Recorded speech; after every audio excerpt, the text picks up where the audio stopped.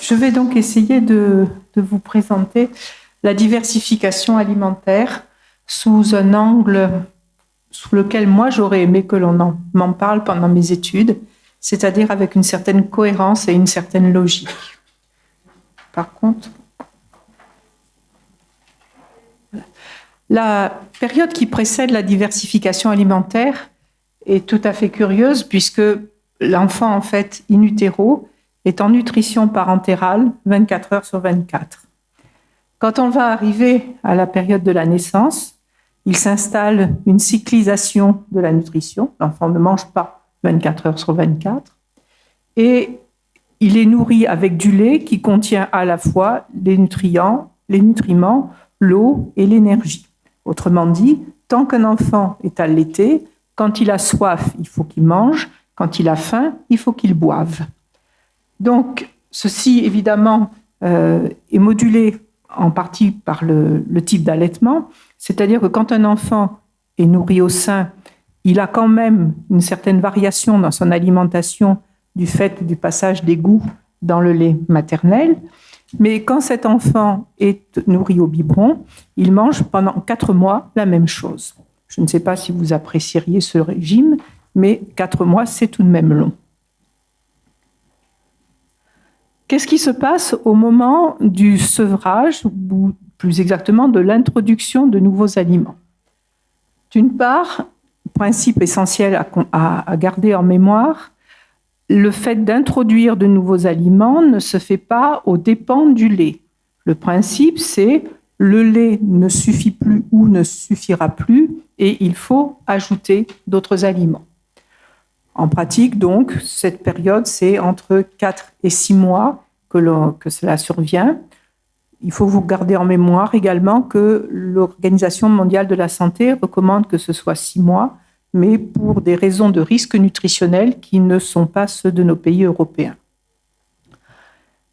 On ne donne pas donc de diversification alimentaire avant 4 mois pour des risques d'allergie alimentaire accrue et puis parce que l'enfant n'en a pas besoin.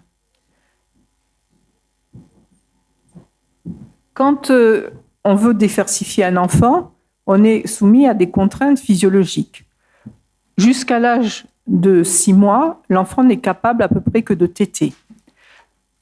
Le fait de pouvoir avaler le contenu d'une petite cuillère est quelque chose qui survient aux alentours de l'âge de 6 mois. Et la mastication, c'est-à-dire les mouvements latéraux de la mâchoire, surviennent aux alentours de l'âge de 9 mois. On va donc, au cours de la diversification alimentaire, faire évoluer la consistance de l'alimentation selon ces principes-là, c'est-à-dire selon les capacités physiologiques de l'enfant. Et donc, l'alimentation de semi-liquide deviendra grumeleuse pour passer au stade des petits morceaux. Il faut aussi évidemment savoir qu'à 4 mois, les capacités du tube digestif de l'enfant sont telles qu'il peut, en théorie, digérer toutes les variétés de protéines, de lipides et de glucides. Ces fonctions sont matures.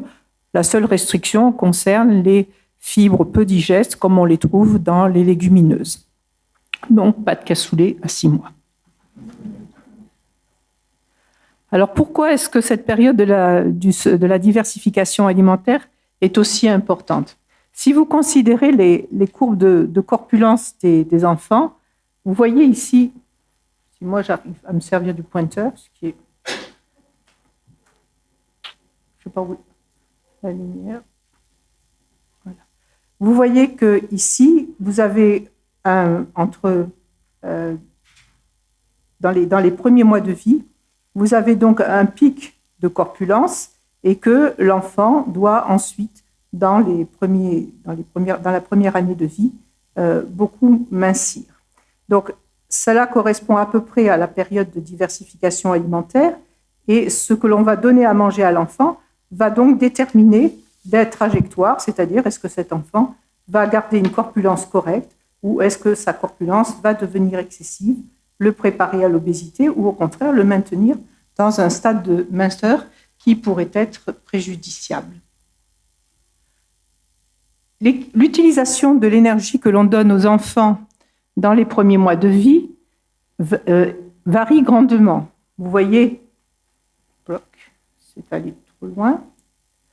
Vous voyez sur cette diapositive que, au fur et à mesure que le temps passe, l'énergie que vous allez fournir aux enfants ne va pas être destinée à être stockée, mais va devoir servir à la dépense d'énergie. Il y a donc chez les enfants, chez ceux qui sont des grands stockeurs d'énergie, à faire très attention de façon à ce que cette pente puisse se réaliser. Quels sont donc les choix alimentaires que l'on peut proposer aux enfants et quels sont leurs intérêts relatifs?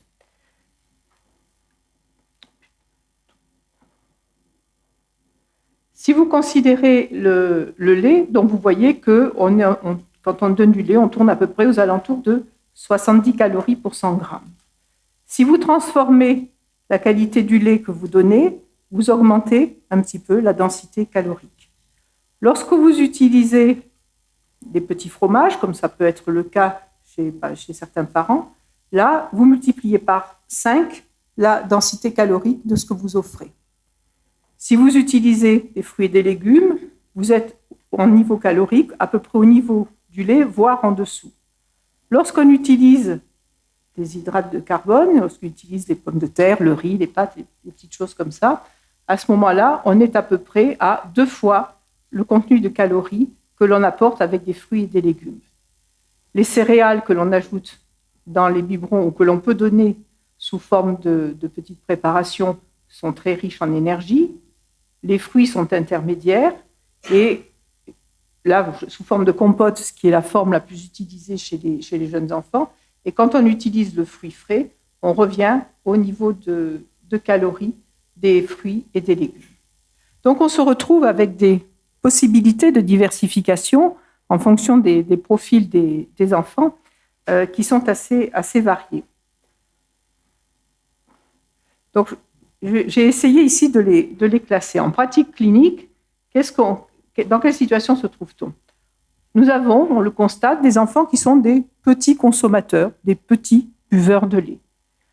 Ces petits buveurs de lait peuvent devenir, le jour où on leur propose d'autres aliments, des enfants avec un bon appétit.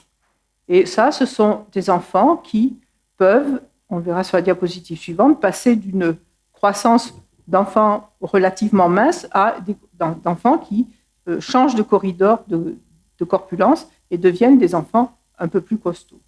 Vous avez une catégorie d'enfants qui sont des enfants avec des petits appétits, petits consommateurs de lait, petits consommateurs de tous les aliments que vous allez leur proposer. Vous avez, à côté de ça, au moment où on arrive à la diversification alimentaire, des enfants qui sont déjà au plafond de la quantité de lait que l'on propose, c'est-à-dire qu'on n'est pas loin du litre de lait consommé par jour. Et chez ceux-là, vous aurez 2 catégories. Vous aurez ceux qui apprécient les fruits et les légumes et que vous allez pouvoir aider en limitant la part des céréales, des hydrates de carbone. Et vous avez ceux qui n'aiment pas trop les fruits, qui n'aiment pas trop les légumes, un peu plus les fruits parce que c'est sucré, et qui aiment beaucoup les hydrates de carbone et qui sont à risque de dérapage parce que ce sont les enfants avec des gros appétits. Donc on se retrouve souvent avec des profils de variation de courbes au moment de la diversification alimentaire qui peuvent faire que dans le cas donc, du petit appétit qui reste un petit appétit, on a des enfants minces qui restent minces. Dans le cas du petit appétit qui est content d'avoir autre chose que du lait, des enfants qui vont changer de corridor mais rester dans une zone raisonnable de corpulence. Et chez ceux qui partaient déjà avec un gros appétit, qui étaient des gros mangeurs, qui étaient plutôt ronds, 2 possibilités. Soit ils apprécient les fruits et les légumes et vous allez pouvoir en mettre une bonne quantité dans la diversification et les maintenir sur une courbe de corpulence correcte. L'activité physique, évidemment, joue son rôle. Soit ce sont des enfants qui ont du mal à accepter les fruits et des légumes, entre autres, qui éventuellement sont des enfants qui bougent peu, et ceux-là rentrent dans la catégorie de ceux qui risquent de déraper très tôt et de se retrouver sur la pente de l'obésité. Donc, je sais bien que ma démonstration n'est pas tout à fait rigoureuse, elle est basée sur l'expérience clinique, mais le but, si vous voulez, est de vous faire remarquer ce qui m'a frappé dans l'exercice de la pédiatrie, qui est que, certes, donc, la diversification prend place quand le lait devient insuffisant, mais qu'elle prend place dans une fourchette de temps extrêmement précise dans laquelle l'enfant est capable d'accepter de nouveaux goûts et que la palette des aliments dont on dispose est certainement un des éléments sur lesquels il faut jouer pour orienter un enfant vers l'un ou l'autre profil de courbe de corpulence. Les fruits et les légumes sont indispensables dans la diversification alimentaire. Ils ont plusieurs avantages. Évidemment, le profil nutritionnel et aussi la faible teneur en sodium. L'effet des fibres, qui est un effet rassasiant, même chez les petits. Le contenu en eau, la variété des goûts et évidemment, le fait d'apprendre à manger des fruits et des légumes est un élément important de la santé plus tard. Les féculents, les hydrates de carbone sont, si vous voulez, non pas à rejeter, mais bien à adapter au profil nutritionnel des enfants.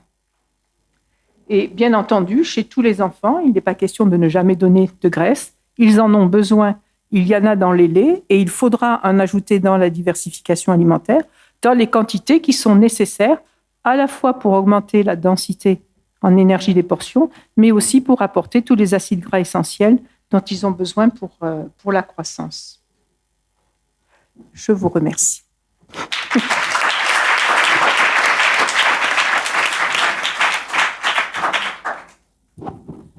Thank you, Marie-Laure. The paper is open for discussion. You're very shy. So, no question? Oui. Merci Marie-Laure pour cet exposé. Il y a un problème qui se pose de plus en plus, c'est celui du fer. Aujourd'hui, avec des modes alimentaires qui commencent à être problématiques, avec suppression des produits carnés. Comment tu vois ça dans la diversification? De plus en plus, cette question semble importante aujourd'hui en pédiatrie, ou c'est pas ton expérience? Tant que les enfants reçoivent soit le lait maternel, soit des formules pour enfants, les apports en fer sont corrects. Ensuite, effectivement, et ça va être le sujet que Margarita va aborder, entre autres, on a des enfants à l'heure actuelle, selon les fantaisies des parents, qui peuvent se retrouver avec des alimentations complètement déséquilibrées, et on voit des pathologies nutritionnelles que l'on pensait historiques.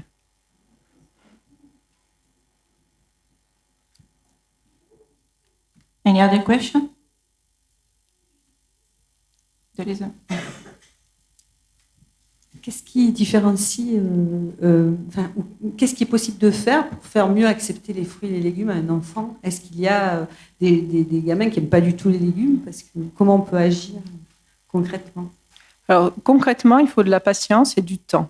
Il y a une étude qui a été montée en Europe, qui s'appelle l'étude ABEAT, qui a montré les différents profils, si vous voulez, d'introduction des aliments, qui les a comparés à l'échelon européen.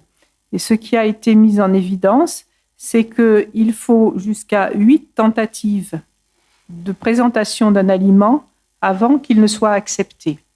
Quand on dit 8 tentatives, ce n'est pas 8 jours de suite.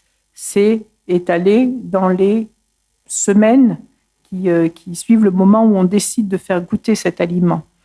Et la France, qui est un des pays où on tente effectivement d'introduire les aliments, une palette offre aux enfants une palette de goûts assez variés. Dans un pays, par exemple, comme l'Allemagne, où les mères, par enquête, s'avèrent s'arrêter plutôt à 5 tentatives, sont des pays dans lesquels il semble que la palette des enfants, comme conséquence de cette limitation du nombre d'essais, soit plus restreinte.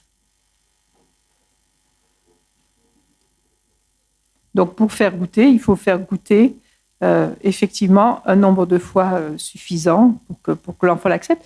Et il faut aussi accepter qu'il n'aime pas du tout certaines choses, de façon à ce que s'il y a des choses qu'il accepte relativement bien, faire l'impasse sur une chose pour obtenir l'essentiel. Céder sur un détail pour obtenir l'essentiel. Ça, c'est très important.